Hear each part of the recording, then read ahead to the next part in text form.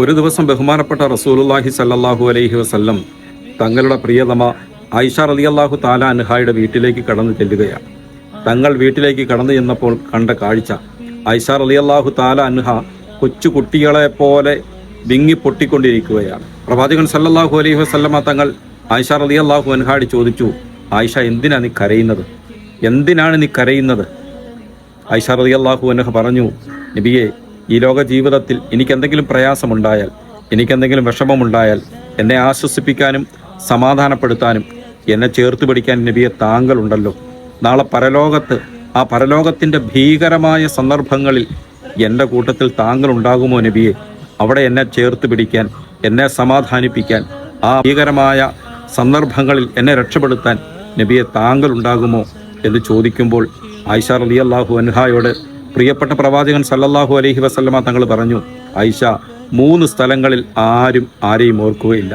മാതാപിതാക്കൾ മക്കളെയോ, മക്കൾ മാതാപിതാക്കളെയോ, ഭാര്യ ഭർത്താവിനെയോ, ഭർത്താവ് ഭാര്യയെയോ, സഹോദരന്മാർ കൂട്ടുകാർ കൂട്ടുകാരെയോ ഓർക്കാത്ത 3 സന്ദർഭങ്ങളുണ്ട്, 3 സ്ഥലങ്ങളുണ്ട് ആയിഷ. ഒന്നാമത്തെ സ്ഥലം നമ്മുടെ നന്മ തിന്മകൾ തൂക്കപ്പെടുന്ന സന്ദർഭത്തിലാണ്. അപ്പോൾ ഓരോ മനുഷ്യൻ്റെയും ചിന്ത, എൻ്റെ ത്രാസ് നന്മ കൊണ്ട് തൂങ്ങുമോ അതോ തിന്മ കൊണ്ടായിരിക്കുമോ മുൻതൂക്കമുണ്ടാകുന്നത്? ഈ ചിന്തയിലായിരിക്കും. രണ്ടാമത്തെ സന്ദർഭം, നമ്മുടെ നന്മ തിന്മകൾ എഴുതപ്പെട്ട ഗ്രന്ഥങ്ങൾ, കർമ്മ പുസ്തകങ്ങൾ വിതരണം ചെയ്യപ്പെടുമ്പോൾ എൻ്റെ വലത് കൈയിൽ എൻ്റെ കർമ്മരേഖകൾ നൽകപ്പെടുമോ അതോ എൻ്റെ പിൻഭാഗത്തുകൂടി ഇടത് കൈയിലാണോ നൽകപ്പെടുന്നത് എന്ന ചിന്തയിലായിരിക്കും. മൂന്നാമത്തെ സന്ദർഭം, സിറാത്ത് പാലം കടന്നു പോകുന്ന സന്ദർഭമാണ്. നരകത്തിൻ്റെ മീതെ നിർമ്മിക്കപ്പെട്ട സിറാത്ത് പാലം കടന്ന് സ്വർഗം പ്രാപിക്കാൻ എനിക്ക് സാധിക്കുമോ അതോ കാല് വഴുതി നരകത്തിൻ്റെ അഗാധ ഗർത്തത്തിലേക്ക് ഞാൻ ആവതിച്ചു പോകുമോ എന്ന ചിന്തയിലായിരിക്കും ഓരോ മനുഷ്യരും. ഈ 3 സ്ഥലങ്ങളിൽ ആരും ആരെയും ഓർക്കുകയില്ല. ഇവിടെ നമുക്ക് രക്ഷകരായിട്ട് വരുന്നത് ദുനിയാവിൽ ചെയ്ത നമ്മുടെ നന്മകൾ മാത്രമായിരിക്കും.